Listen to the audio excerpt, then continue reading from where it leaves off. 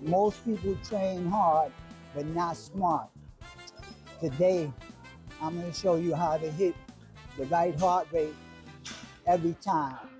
Why cardiorespiratory fitness matters. Before we get into intensity, let's answer a basic question.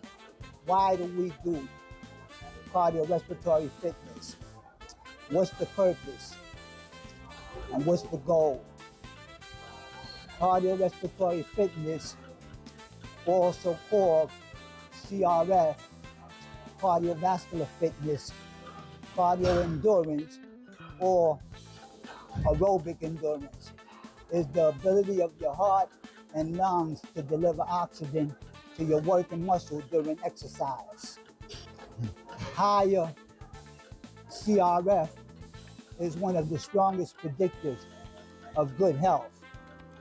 In fact, mountains of data show that high CRF reduces the risk of all-cause mortality, including heart disease, hypertension, diabetes, and high cholesterol, or early death.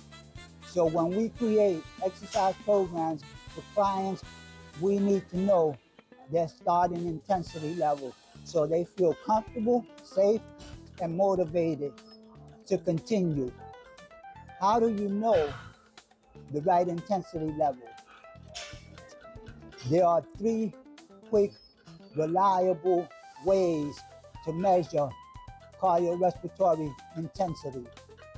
The first is the heart rate reserve, also known as the Karvonen formula. The second is rate of perceived exertion, a subjective measure. The third is the torque test.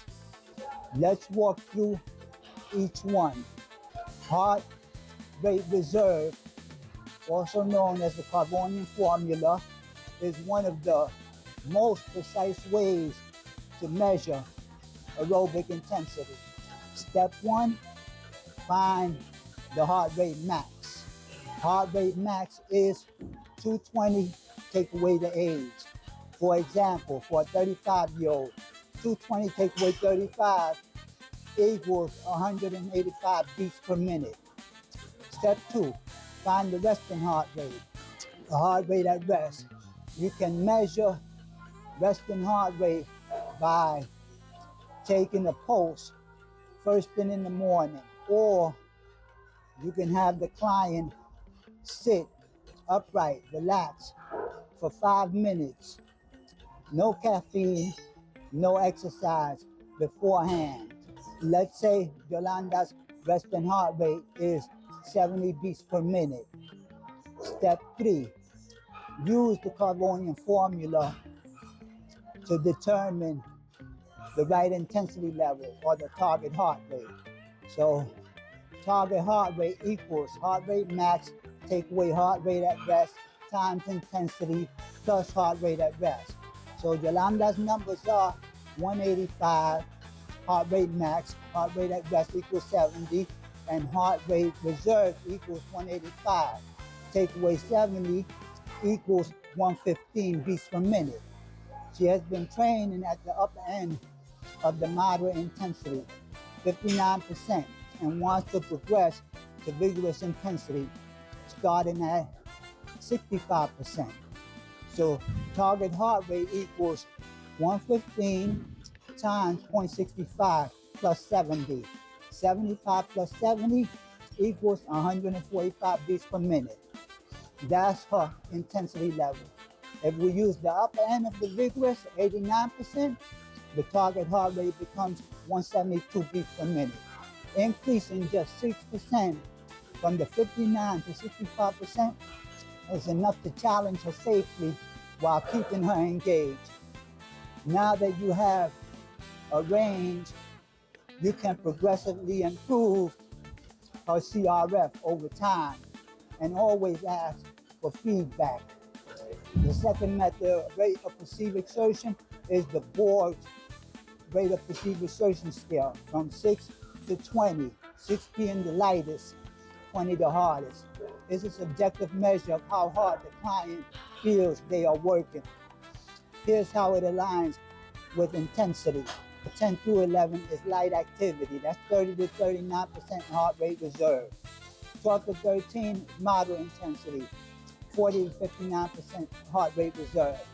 14 to 16, vigorous intensity.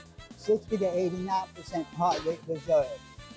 And 17 to 19 is near maximal to maximal, greater than 90% heart rate reserve.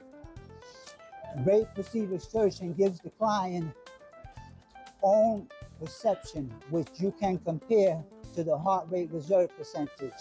This is a relative measure. Absolute accuracy requires clinical settings with specialized equipment, a topic for another video. The torque test is the third method. The simplest method of all is the torque test. It's based on breathing and speech comfort. Here's how it works. Light activity, 20 to 30% heart rate reserve. Talking comfortable is easy. So I'm at light intensity right now. I can speak comfortably. Moderate intensity, 40 to 59% of the heart rate reserve. You can talk, but it becomes harder. Singing is difficult.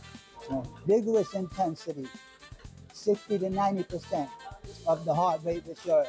Speech becomes limited to short phrases. And near maximal, greater than 90% of the heart rate reserve. Talking is extremely difficult. These tests can be done on a treadmill, a bike, a stair climber, or even outdoors. The key is choosing the right test for the right person. Not everyone can use a treadmill safely, even with medical clearance. And yes, medical clearance is a topic for another video. Okay? I hope that this helps and you understand the importance of intensity. And also let me put in the disclaimer. This is not medical advice. You need to consult your doctor to determine whether you can exercise at a moderate intensity level, because you need to be active. For 3 months, there needs to be at least 3 days a week, and it needs to be for at least 30 minutes a day. So there's a criteria for you to be able to exercise at a moderate intensity level. If you have a cardio, metabolic, renal diseases or conditions, you have to have a medical clearance for these, to do some of these tests or do some of these exercises and to determine your intensity level, whether you're cleared for it. So don't just jump right on a bike and say, oh, I'm gonna start testing myself based on this video. No, it doesn't work like that. You need to first find out where you're at. And if you've been inactive for a while, that's another issue. You need to start slowly. So with that, this is a wrap.